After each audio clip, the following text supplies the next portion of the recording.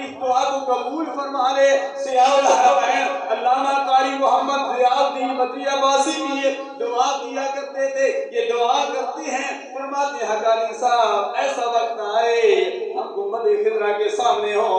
سرکار کے روضے کے سامنے ہو، مدینہ طیبہ میں ہو، خانہ کعبہ کا طواف کرنے کے بعد، عمرہ کرنے کے بعد اللہ کے پیارے حبیب علیہ تحیت و ثنا کے دربار میں حاضری دیں، اللہ کے پیارے حبیب علیہ تحیت و ثنا کی بارگاہ میں عرض کریں یا رسول اللہ صلی اللہ علیہ وسلم، آپ کے کہنے پر، آپ کے حکم پر ہم نے خانہ کعبہ کا طواف بھی کر لیا، عمرہ بھی کر لیا، یا رسول اللہ آپ سفارش فرماؤ ہمارا عمرہ رب ذوالجلال قبول فرما لے۔ اور قبول فرمانے کے بعد رب ذوالجلال کے پیارے حبیب علیہ تحیت و ثنا پر درود و سلام کے گجرے پیش کر رہے ہوں، الصلاۃ والسلام علیک یا رسول اللہ پڑھ رہے ہو، ہماری روح کب سے انزی سے پرواز کر جائے۔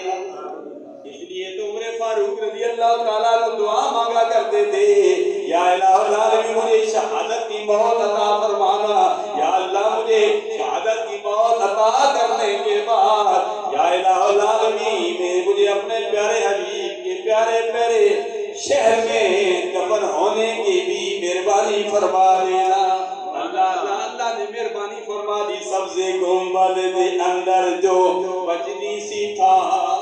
وہ کالی کملی والے دے یارا میں کم آ گئی، شان صدیق و فاروق